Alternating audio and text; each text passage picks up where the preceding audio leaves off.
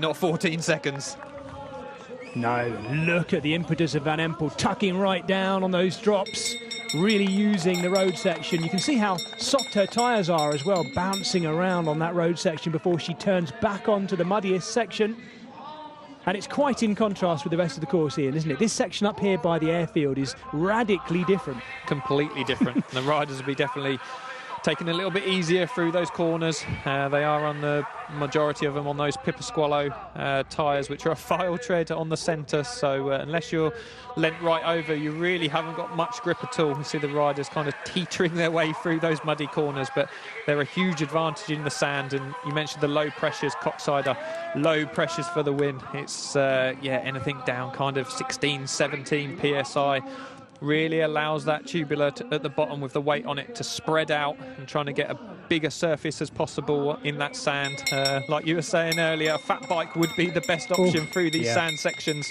So just trying to get the most out of those 33mm tubs as they spread out at the bottom with the rider's weight on it.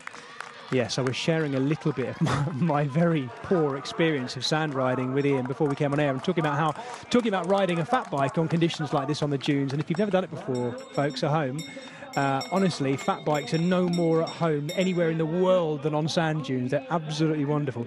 Anyway, listen, as a point of interest, all three of the leading riders on SRAM. Yes, so a change for Fem Van Empel on January 1st. Obviously 2 Jumbo Visma, but also a change of bikes to the Cervelo and equipped with SRAM. So she's gone to a 1x system, so hopefully she's up to speed with that now. She will have been training on it before January 1st, getting up to speed, but yeah, if she's anything like me, when I changed between the two, there was definitely a few occasions where I changed gear the wrong way for the first few races, but you soon get up to speed with it, and there shouldn't be too much trouble training on it day in, day out. And Denise Betsema there and Marianne Vos, they are battling out for 5th place as we see them there. This is Sannekant, the Belgian champion, with Laura Verdenschot. 2 Belgian riders, one getting towards the further end of her career and one much younger and promising talent, Laura Verdenschot, continuing to improve year on year. And on reverse, they're winding her way across the road, the 777 Dutch woman, trying to get back in contact with those two. She was with them before, but she's just dropped off a little bit, using the road section there just to try and get back in contact. Here is our leader, though, on this, the final lap of the Koksijde Duinencross for the elite women. Oh, and look, Fem Van Empel is hunting her down. She can see her just around that corner there. But is she going to just play on a little bit too much pressure? She's maintaining great momentum, Ian. She rode that really well. See the slight undulations within that dune, and she just jumped off before it went uphill again. Now got to run all the way to the top of this. This always used to be the classic Koksijde course, all the way to the top of this dune, and then a few years back they kind of took this section out and just went straight along the bottom and then turned right. But I think it's a great addition, harping back to the golden era of Koksijde, where the riders have to remount and make their way back down this dune. See how Fem Van Empel struggles ever so slightly with that remount. Got to get those feet clipped in, which isn't the easiest thing to do when the cleats are sand all around them, all packed in from running on it for that distance. But up speed now and down towards that bridge section. I can't see the catch happening now, Ian. I just can't see it happening, although of course Shirin Van Anrooy has to make no mistakes, but the gap is holding about the same. And look at the impetus of the running here from Lucinda Brand, who's trying to use everything she can to keep moving and hold that place. Fem Van Empel, as she's done all season, looks so calm. Despite the fact she's pressing so hard to catch, she just looks totally locked in. It's unbelievable. Absolutely the best poker face ever. It is. Yeah, focusing on Brand, because that's where the overall battle is. She's leading this X²O, and she's gaining time on her rivals, gaining big time on Betsema, who started in 2nd place, and gaining time on Alvarado as well, who's in 3rd. But don't forget Fem Van Empel, she's 4th overall, only at 1 minute 34, so she will be taking back time in this overall battle. Absolutely. And don't forget, this is a series that rewards consistent starting as well, because if you don't start, you get the winner's time plus 5 minutes as well. So it is a series that you have to stay in, which is a nice way of ensuring people do stick at it all the way through this series, which started right the way back at the Koppenberg Cross on the 2nd of November and runs right the way through to the Brussels Universities Cross, one of the last races of the UCI Cross season as well. Fem Van Empel getting to about the same place there again, about 3/4 of the way up, hopping off, running with the bike in that rut, ready to mount.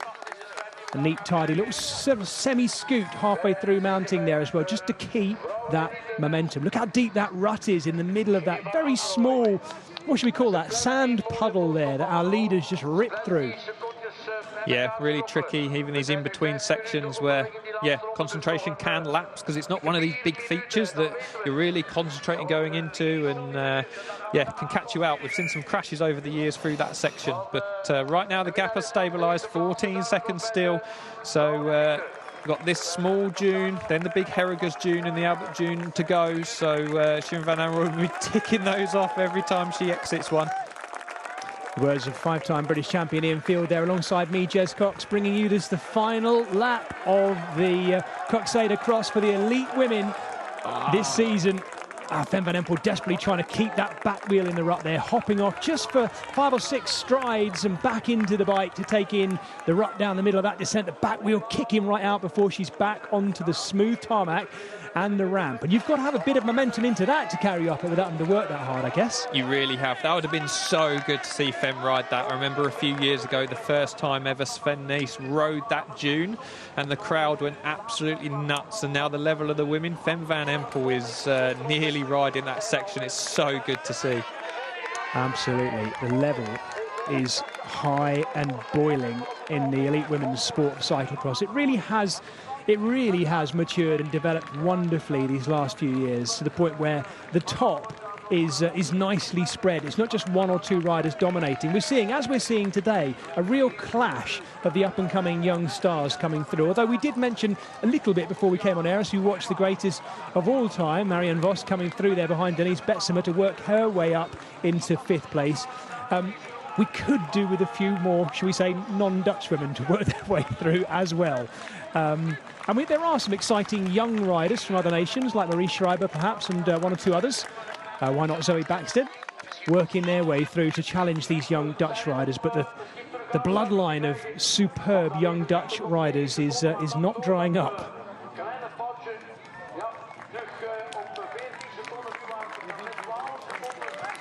Well, our leader from gun to tape is closing in on the finish. She has, Ian, a couple more dunes to go now as she steps her way up this one? She's on to the final one now, so all she's got to do is remount at the top, and then it's that tricky, deep right-hander before they plummet down and back up, and then she's onto that muddy section back towards the finish. But Fem van Empel just, yeah, looks like she's conceded now.